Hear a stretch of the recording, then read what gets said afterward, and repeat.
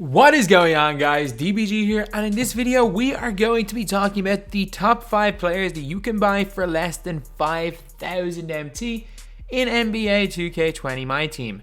So there is no point counting down 5, 4, 3, 2, 1 because obviously there is position locks this year. So we are going to be doing one for each position. So the best player under 5,000 MT at the point guard, at the 2, at the small forward, at the power forward, at the center.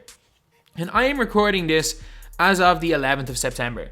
There is a good chance the market will have crashed by, I don't know, whenever they release the packs. Whether it's this week, whether it's next week, the market is going to pretty much crash when they release the packs. And I guarantee you there's going to be a lot of other cards that were hovering around the probably a 7-8k range. The likes of Ben Simmons, Luka Doncic, that will drop below the 5k. So just be warned that this video is being made when those cards are above 5k. And again, if you guys are watching this, I don't know why you would be. I'll have definitely done probably one of these a month. And I plan on doing, just like I did last year, where I made like the top 5 most overpowered cards. We did one at the start of every month. I'm planning on doing the top 5 most overpowered cards, the most overpowered squad, and a couple of these, like, so the top 5 players under 5k, the top 5 players under 10k. And yeah, so they're probably my 2 budget ranges, then top 5 overall. And then also the best squads for each month, just so that you can kind of have a look back throughout the year, see how much the game's changed. And I think that did really well towards the end of the year last year, especially with the documentary and stuff. A lot of people kind of wanted to see how the game progressed throughout the year, and those like top 5 videos were a way of almost seeing that. So anyway, yeah, we are now going to get onto the players. So at the point guard position, this one is very obvious. Getting him for under 5k should not be too difficult. It is De'Aaron Fox. So De'Aaron Fox is a fantastic card in this game. He is as good a rim runner as you can get. So he's got gold stop and go, gold quick first step, and gold downhill, which are the most important badges for a point guard. He's also got 11 silver badges and 8 bronze badges, which is good. Stats wise, he's quite good as well. 80 shot 3, unfortunately only a 59 driving dunk. And I want to have a look at his tendencies. I'm guessing it's close to 0. It is 40. He does not dunk at all. So that's why I do prefer, like, I probably could get him on my no money spend account, but I prefer, say, Robert Pack to him. And I also prefer running, obviously, Derrick Rose. But he is unbelievable. A good dribbling, but dribbling doesn't matter this year. It's just hold R2 and flick up the left stick. Got decent speed, sweep ball, and acceleration, and is just a brilliant card. Great lateral quickness, great on defense. This is one of the best current cards, if not the best current card in the game right now.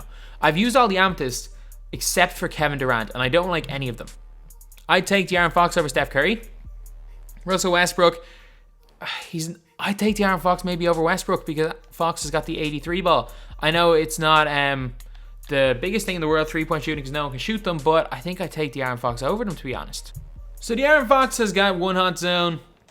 Like, look, shooting wise, he is not going to be the best in the world. Although he is going to hit them, supposedly triple threat offlines on a really low difficulty. And if that's the case, he may be one of the best players for that because he can burn people.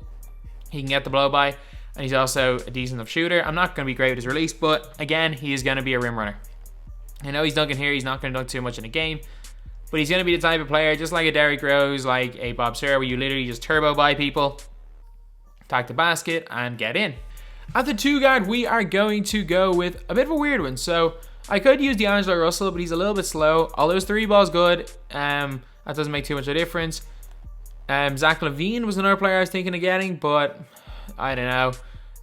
I think there are better players, and one of them is this guy right here.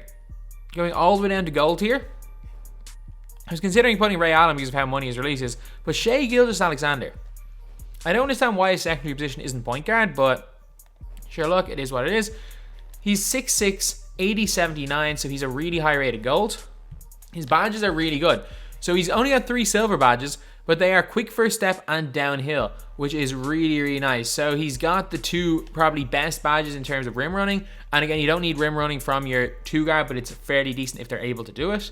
And as we saw, having that badge of silver is fine from what we saw from Ja Morant and TTO. He's got an 83 mid-range, 81 3-point shot. He's also got a 64 driving dunk, which is not great, but not bad either. 85 ball handling, 6'6", so he's not too small. He's got decent perimeter defense. He's got good speed, sweep ball, and acceleration, and good lateral quickness. So again, a really, really nice card that you can pick up. And like, whatever De'Aaron Fox, who's roughly 5 kmt, I picked mine up just there for 4.8 kmt. after selling it the first time for like 5 point something K. But Gilgeous-Alexander right now is 1000 MT, and if someone price fixes him after this video, in 2 days time he's gonna be 1k MT. So don't buy him straight away if he is price fixed. Don't pay more than 1500 for him, because eventually he will be 1k MT again. So Gilgeous-Alexander actually has got 3 hot zones outside the 3-point line. His release is actually not too bad. I know I pulled that one up early, but again, I'm not very good at releases of any players in this game, and let alone the players that I don't use every single game. Like, I do prefer Domination Wards to every single one of these guys as alternatives. But he's got a fairly nice release. I'm trying to think who that release kind of reminds me of. Reminds me of someone. I don't know, does he have the same base as Janan Musa? It's kind of the same timing as his shot, obviously with a completely different upper. But either way, he's got good enough at attacking the basket. He's going to be a moderately good dunker, going to be a fairly decent defender. And for 1k MT, or whatever he goes for now, he will eventually be 1k MT. He is an absolute steal. At the 3, we have got Jayson Tatum, who is in and around the 5k MT mark as well. So Jayson Tatum is a 6'8" small forward. Badges wise, got hot start and green machine, which are good. Unfortunately, he comes a steady shooter. I don't know why every card has this badge, but it literally makes them worse shooters open. But it's only silver, so it's not going to make too much of a difference. Catch and shoot, he's got that silver. He's also got silver stop and go, which is good. And stats wise, he's fairly good. Good free throw, decent 3-ball, decent mid-range. He's got a good driving dunk.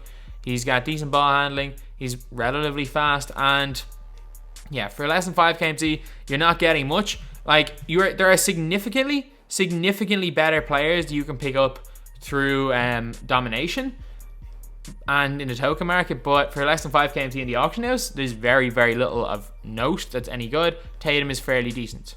So Jayson Tatum has got 2 hot zones, and he has also got a couple of cold zones inside the 3-point line. Release is alright. Like, to be honest, I haven't had the most success using Tatum. He has a little bit of a Kevin Huerter / Trey Young from 2K19 release. You know the way that is, where it just kind of feels, it can feel a little bit awkward, but once you get it down, it's money. Yeah, it's very like them guys' releases last year. But Tatum is just always a threat. He's a threat doing everything. He can get to the basket well. He can shoot the ball well enough from mid. He can shoot it well from 3. He dunks well. And look, like, for 5k MT, I definitely would rather use someone like Terrence Ferguson. But from the auction house, you can't really go wrong with Tatum. At the power forward position, we are going to go with... I'm going to go with Beasley. And I've used all these guys. Some of these guys might be better than Beasley. Some of them might be worse. But the guy that I've had the most success with is Beasley. Is he good? Is he good? Not really. A decent 3-ball, I guess. But he's not going to green anything. So he's not fantastic. Not particularly fast. Not a great rebounder. Not the best dunker. But what power forward is he competing with? Like, he's competing with Tobias Harris, who's not great. Kuzma is not great. John Collins, meh. Randall. Supposedly Randall's good. I didn't like him when I used him. Gallinari, meh. Bagley, meh. Jackson, okay. Like, he's not really, doesn't really have much to compete with for under 5k MT at the power forward position. So that's why he's in there. So Beasley has got hot zones, a couple of spots inside the 3, and that's really it. Release, it's similar to last year, I guess. Does he bring much to the floor? Not really. Can he shoot the ball a little bit if he's open? Yeah, I guess he can. Release, I'm not really great with it. It's not the easiest to green, even though last year it was literally like auto greens. But obviously the green light window has cut by 90% because it's released the same, and I was literally auto green with him last year.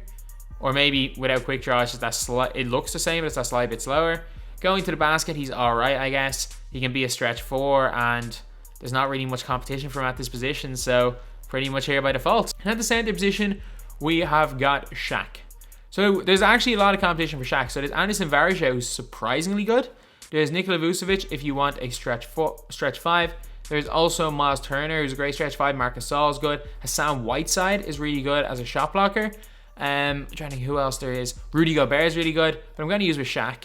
He's great at just kind of clogging the lane. He's a really big body. Stats wise, again, just meh. Like, decent post hook. Not going to do much, but he's just going to bully people inside. And with the way the meta is right now, Shaq is a pretty much perfect meta card. So Shaq is Shaq. Hot zones around the basket. His job on offense is to just bully people. I don't know why I shot that. Don't shoot fadeaways, kids. It is not going to end well. Literally, you just literally bully people under the basket, hold for a second, they jump, and you dunk on them. It is that easy. Like, he will just body everyone inside, wait till they jump, and dunk. no skill involved whatsoever. Well, it is a little bit of skill. It takes a little bit of patience, and it takes kind of good timing to get them in, get down and dunk without being caught for 3 seconds. But I wish I could say something a bit more interesting than Shaq, but he's Shaq. He plays like kind of older Shaq in real life. I'm going to say probably later years Heat Shaq maybe, where he can just dominate, bully people inside and dunk. Not going to run the floor like early Shaq, prime Shaq, but he's still Shaq, and in a meta where no one can shoot, he's always going to be one of the best complete non-shooters in the game. So anyway, that is the video. These are the best players at each position for less than 5,000 MT in NBA 2K20, my team, in my opinion. You guys definitely are going to disagree with some of these players, but that's fine. And again, for the center position, if you want a stretch 5, Vucevic, Gasol, or Turner are definitely good options. But for me, anyway, I'd rather just use a big body in there in the stretch 5 because no one can shoot. Literally no one can shoot. And again, De'Aaron Fox, Tatum, and Gilgeous-Alexander, if they do patch the shooting, there are definitely going to be better cards. If they patch the shooting, Bogdanovic is going to be better than Tatum. If they patch shooting, I don't know, see, A-, Gallinari might be really good. De'Aaron Fox is still going to be great. Gilgeous-Alexander is going to be decent. But this will all completely change if there is a shooting patch. So anyway, that's the video. Thank you guys for watching. Please like, comment, and subscribe.